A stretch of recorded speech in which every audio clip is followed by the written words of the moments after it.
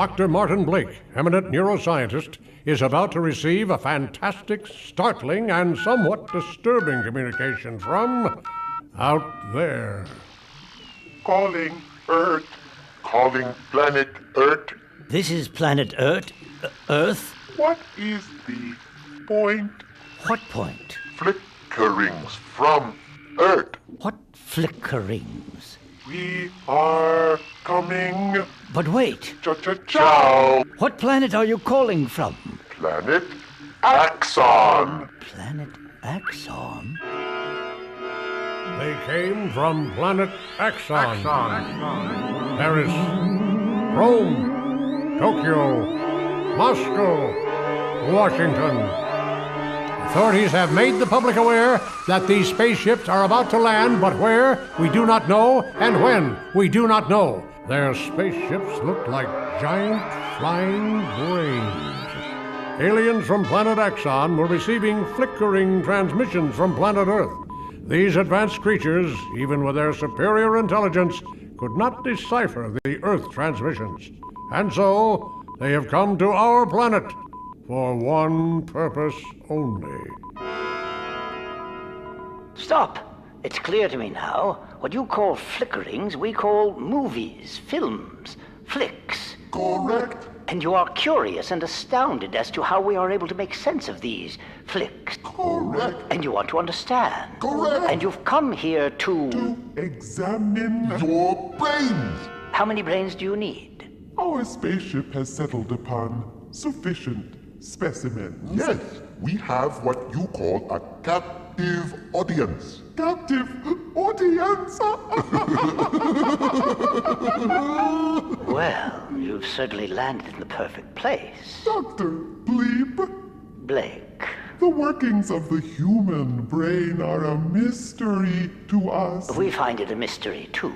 We do not understand how you think. Neither do we. Then why are we talking to him? Shh! What was that? We know that just as you have organs designed for breathing and digesting food, you have an organ designed for perceiving the world and for thinking. Yes, thoughts take place in the brain, but they belong to the mind. Your mind is not your brain? No, the brain is a physical object. Oh, like a space vehicle. In rare instances. However, the mind is something very different than the brain. It is our awareness of the world, the terrain of our reasoning and beliefs. What is the point? Science can't explain the human mind, human culture, and the artifacts like our movies that we create, but we can certainly tell you a bit about the brain. Oh, by the way, are your specimens, subjects, willing to have their brains examined by aliens? We shall see. Earthlings, we have come to learn. Help us. Trust us. No one will be alienated. Alienated?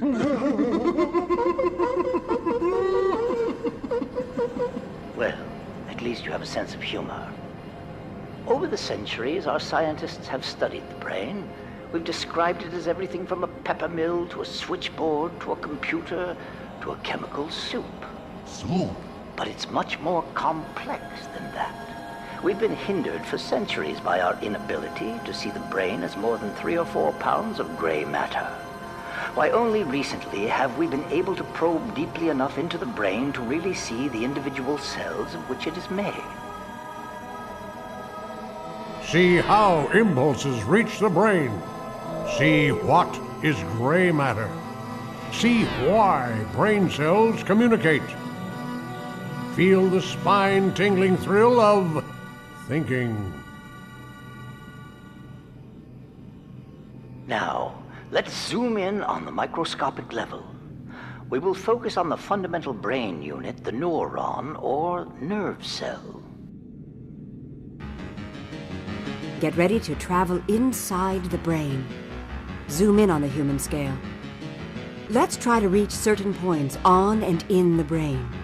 First, let's see the whole brain and its surface.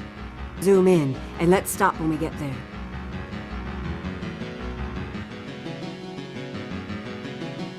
Different brain regions have different functions. Let's travel inside the brain to the neural field, the forest of individual nerve cells, all working cooperatively.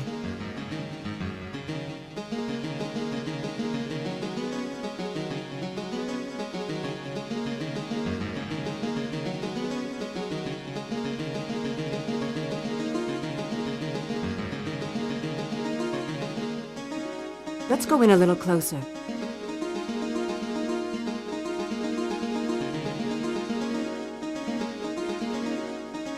Good job. Hold there.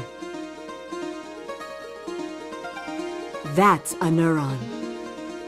Good work. Now we'll go to the deepest level, where the neurons pass information from one to another.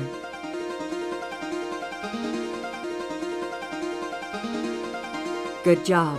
Hold there. Here's where they communicate. The beads represent the chemical signal between the cells.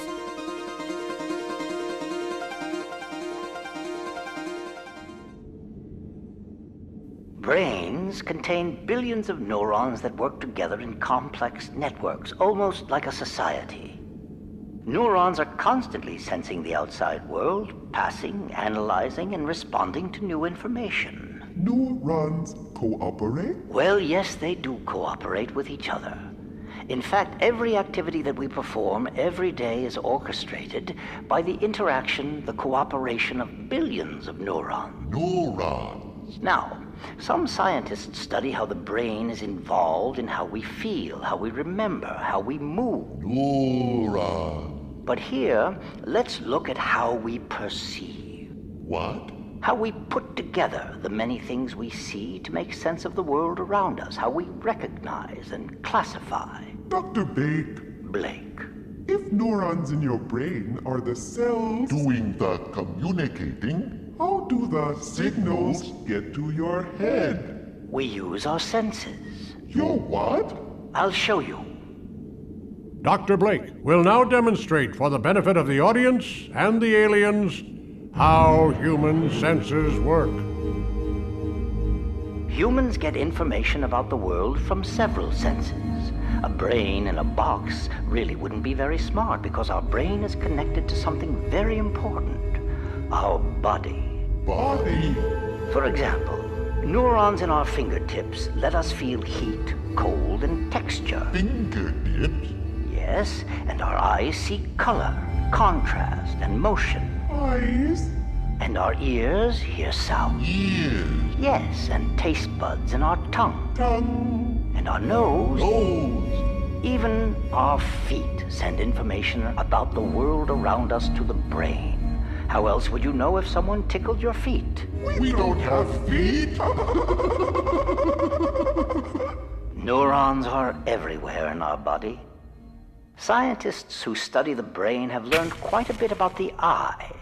So let's take a look.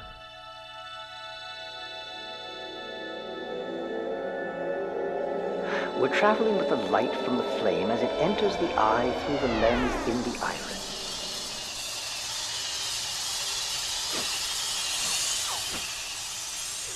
Passing through layer after layer after layer of neurons, the light is absorbed by the last neuron layer.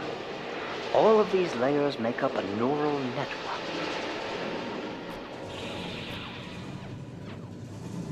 Neural network. Let's travel back through this network. Once the cells receive the light, that information is passed from one cell to the next, coding what we see.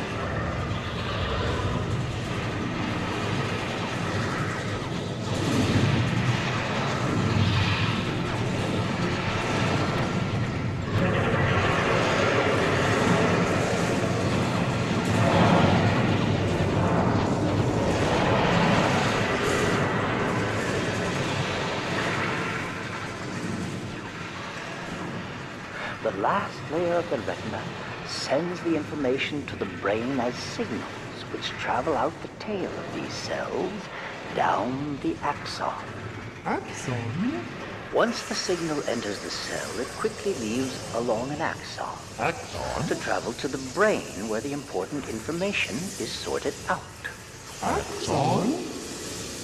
Now we are at the last layer of neurons before the signal leaves the eye. All right, are you ready to help once again? Each of you is now a small branch on this larger neuron. Synchronize your button to the flashing of the light. Together, you will simulate receiving chemical signals from nearby cells. When you all react together, you will cause your cell to fire and send a new signal down the tail of the neuron called the axon. The axon then carries the signal to other brain regions. The graph at the bottom shows how synchronous or together your responses are. The higher the peak,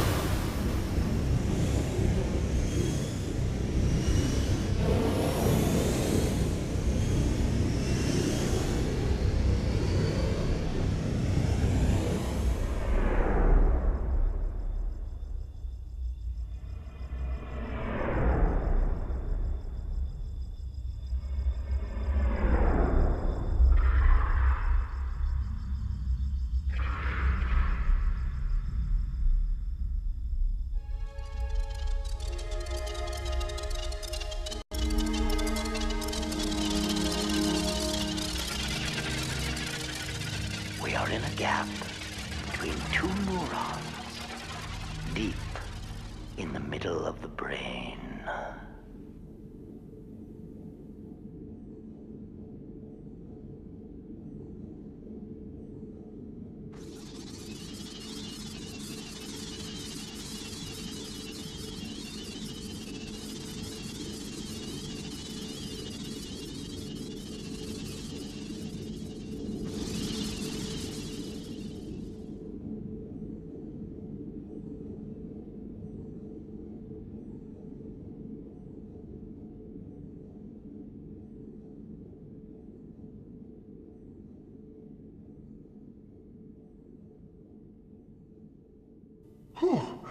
Dr. Blink, Blake. please explain what happened. Well, you can see how the coded information is passed from the eye to the midbrain to the visual centers in the back of the head. Dr. Bloke, Blake. we don't see how this lets you humans see anything. Well, yes, at this scale, what you've been looking at is one tiny, tiny bit of information the eye is seeing at any one time. At this very moment, while all of you are watching these pictures, specialized neurons in your brain are picking out certain features of the images that you see. Some neurons detect only the lines made by contrast of light and dark. Other cells pick up color. Other cells see only motion. All this is going on in a whole society of neurons that are called the visual center. Visual? Centers. It's the part of our brain that helps us see. See. Yes, the visual centers are located in the very back of the brain. Very, very back. Of the brain, and we're just talking sight here. At the same time, we are hearing things.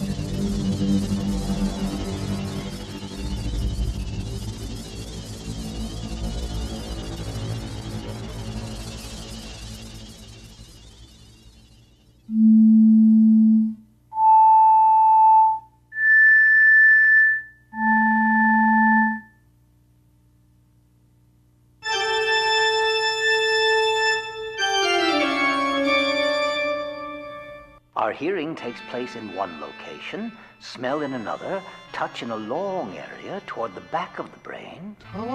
Touch is rather interesting because touch sensors in your skin are mapped to different locations of the brain. So you feel a tickle or ice cubes down your back. In fact, each finger has its own part of the brain that senses what it is individually feeling and compares it to the others. The brain also compares what it is feeling with what it is hearing or seeing. And now, when senses collide. Dr. Blight, Please, call me by my first name, Martin. On planet Axon, we have been monitoring your planet Earth TV flickerings and have noticed a strange effect. Your words and lips don't seem to match. There is no How you say? lip sync. Oh, you've noticed. Then you've probably noticed that my lips and the words I'm saying don't match up at all. We find this rather Odd. If you think this is odd, watch. Watch and listen to the word the lips are saying. The. Close your eyes and listen carefully. The.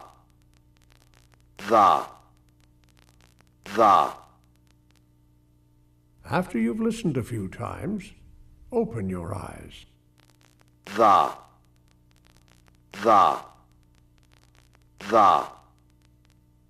Try closing them again. The.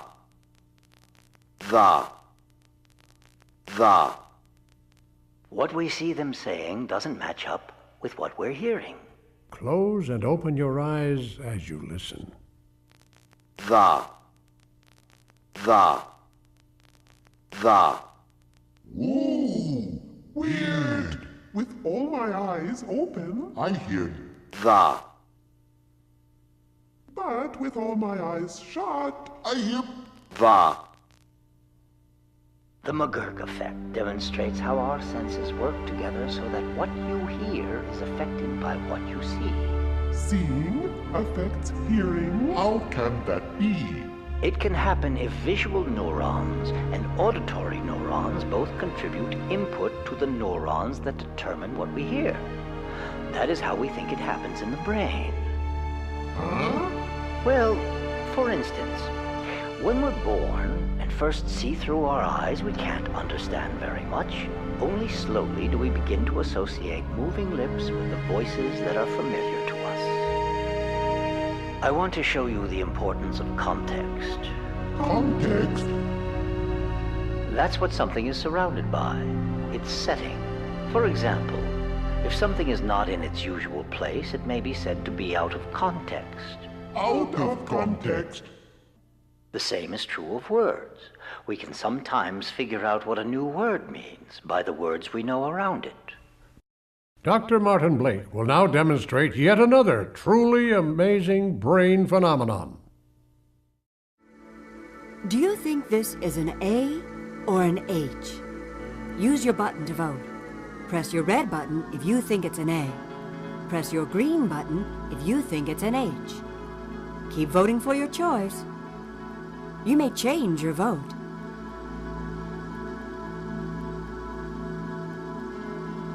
All right, everyone, don't be afraid to vote.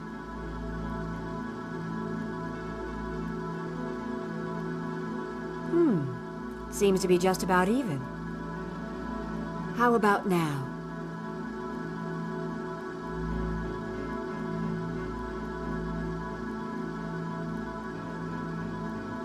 So, you think that's an H? Oh, really? How about now?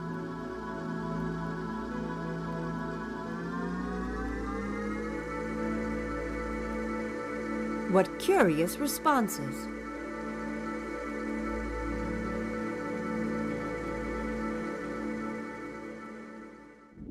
What have you learned?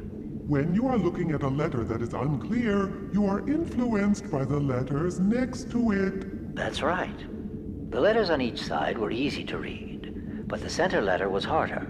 But your brain can see that H fits with T and the E to make the word the. And it can use this to fire the neurons that tell you that the middle letter is H. In the same way, when we later see the letters C and T surrounding the middle letter, your brain sees that the A fits with them to make the word cat. Amazing! Dr. Martian, Martin. we've been exploring your remarkable brains And watching you interact together, and cooperating as if each one of you were a neuron in one great big brain. Yes, we all have the same brains made up of massive networks of neurons as well as things like blood vessels and other cells, yet we think, feel, and react in our own special ways. Why is that? Because the experiences we have through our bodies interacting in the world are so wide and varied. Our languages, cultures, activities, and friendships also provide for varying perspectives and perceptions. We now understand your TV flickerings are not all brainless as we suspected. They're not? Oh, only mindless. But seriously, Dr. Marquis? Martin! We are puzzled. You're still puzzled? We do not understand. This big, confusing, bewildering world you live in. How do you Sort it out. Ah, well, let's see if we can resolve your puzzle by solving a puzzle. Each one of you has one or more blocks of the puzzle to control. There are 3 pictures in one here.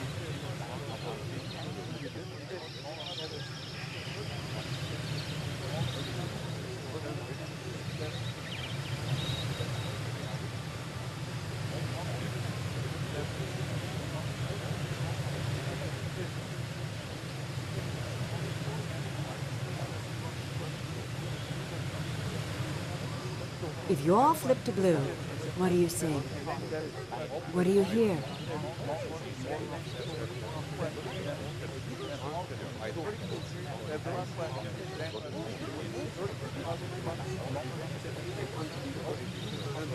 Do you recognize all those faces?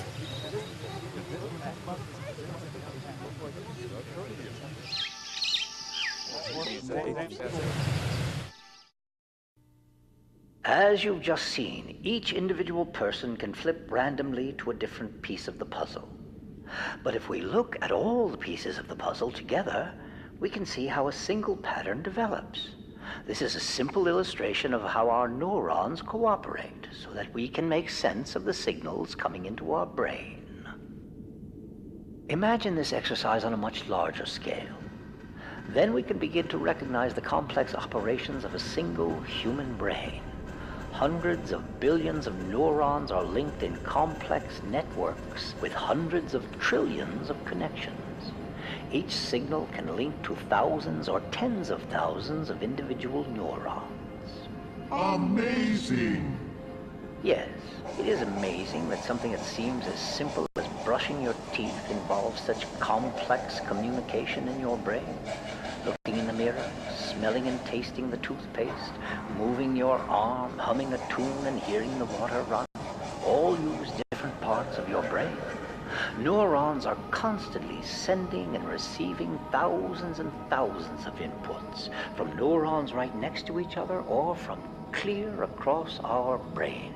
That's more cells in The human brain? than stars in your Milky Way! It's truly amazing! Every one of you carries this big, Marvelous, bumpy and lumpy organ, inside your head. but no one ever thinks about it. Some of us do. In fact, we have a long history of studying how people think, dating back thousands of years. Philosophers, physicians, psychologists, and neuroscientists. We are all fascinated and intrigued by this remarkable, as you said, lumpy and bumpy brain of ours. While learning about the wonderful mystery of the biology and science of the organ inside of our heads, the brain, we see that in recent years, science and medicine have made great leaps in understanding, yet there is still so much more to learn. The diligent work of women and men around the world is just skimming the surface of this knowledge. However, the foundation is laid for you to be the researchers of tomorrow.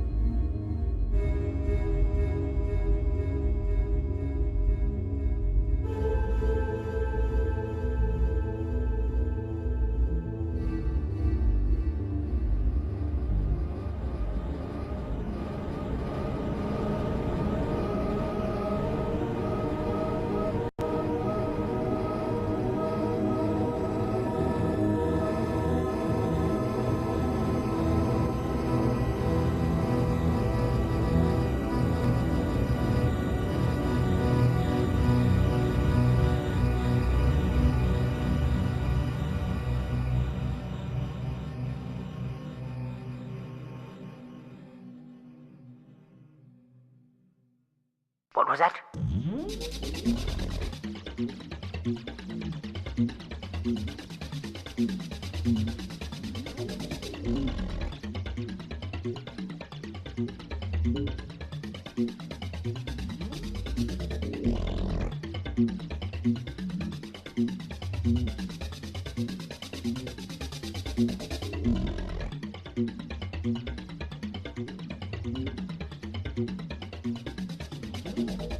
We don't have feet.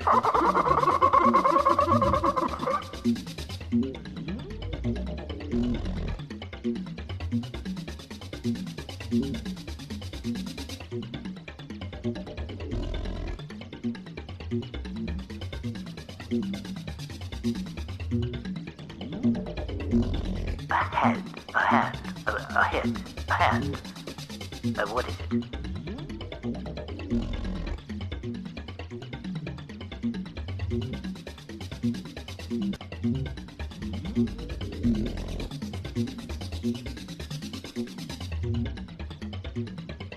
Alienated.